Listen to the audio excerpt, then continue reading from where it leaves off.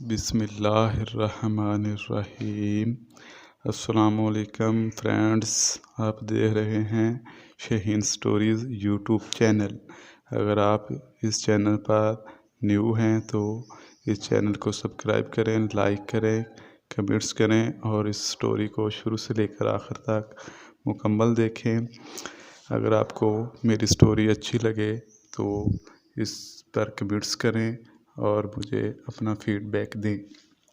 Dragon بادشاہ نے دونوں بھائیوں کو روکنا چاہا لیکن انہوں نے منع کر دیا۔ پھر بادشاہ نے اپنی سلطنت کی حد تک ان بھائیوں کو رخصت کرنے کے لیے ساتھ ان کے آیا۔ جب دونوں بھائی سمندر کے کنارے پہنچے تو ایبٹ کے بھائی نے اپنے گھوڑے پر چڑھ کر اسے ایک ڈنڈا رسید کیا تو وہ تیزی سے واپس روانہ ہونے کے لیے دوڑ پڑا، مگر ایبٹ بیچارہ پیدل اپنے راستے روانہ ہوا۔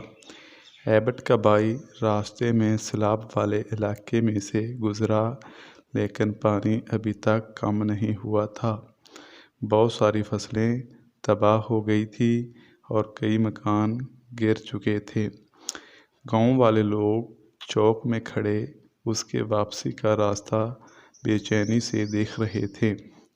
اس کو واپس آتا جب دیکھا تو سب اس کی طرف چل پڑے اور بے چینی سے پوچھنے لگے کہ وہ سنہری چھاج کدھر ہے جو اسے لانے کے لیے کہا گیا، مگر اس نے جھوٹ بول کر کہا، ڈریگن بادشاہ نے مطلوبہ چھاج مجھے دینے سے انکار کر دیا ہے، میں تمہارے لیے کچھ نہیں کر سکا۔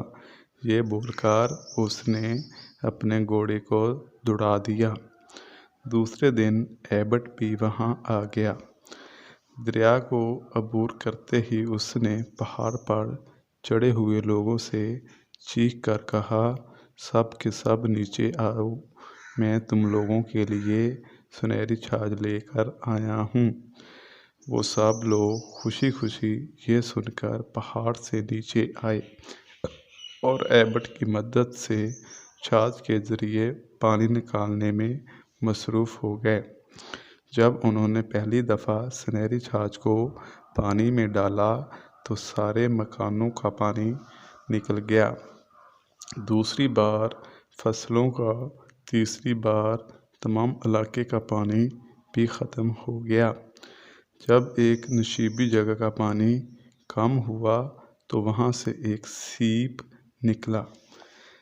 جب اسے اندر سے کھول کر دیکھا گیا تو اس کے اندر سے ایک بڑا موتی نکلا۔ گاؤں والوں نے وہ موتی ایبٹ کو دینے کا فیصلہ کیا۔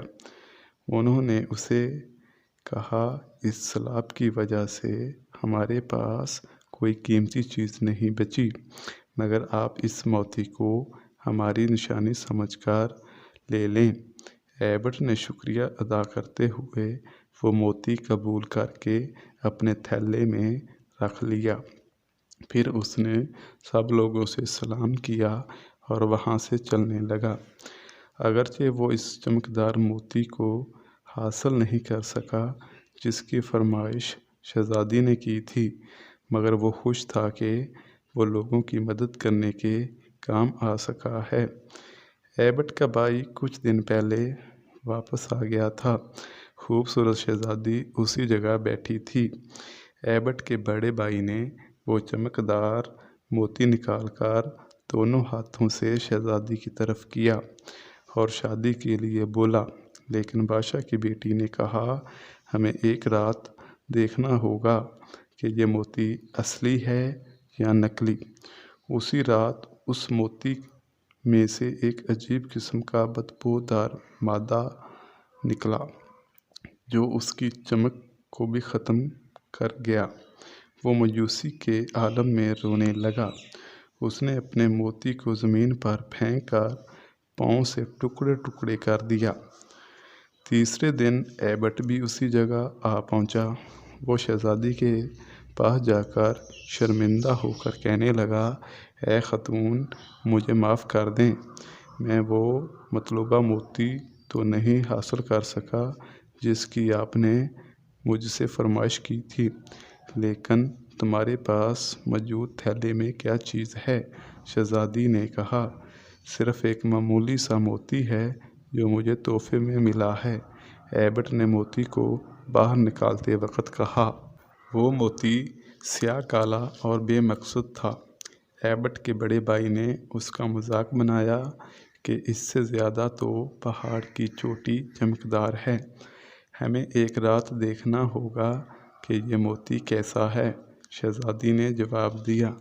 جب اندھیرا پھیل گیا، ایبٹ نے موتی کو اپنے تھیلے سے باہر نکالا تو اس سے ایک حسین چمکدار منظر پیش ہوا۔ ایسا لگتا تھا کہ اس کے سامنے چاند چمک رہا ہے۔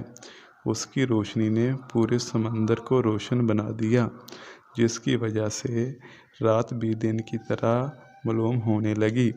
اس نے جب اسے ہوا میں پھینکا تو ایک عجیب قسم کی روشنی نکلنے لگی۔ شہزادی نے اس موتی کو اپنے ہاتھ میں لے کر جب آنکھیں کھولیں تو اسے ایک سونے کا محل نظر آیا جو اسے موتی کی وجہ سے چمک رہا تھا۔ وہ لڑکی اور ایبٹ محل میں گھوم رہے تھے۔ درحقیقت وہ شادی کرنے کے لیے تیار ہو رہے تھے۔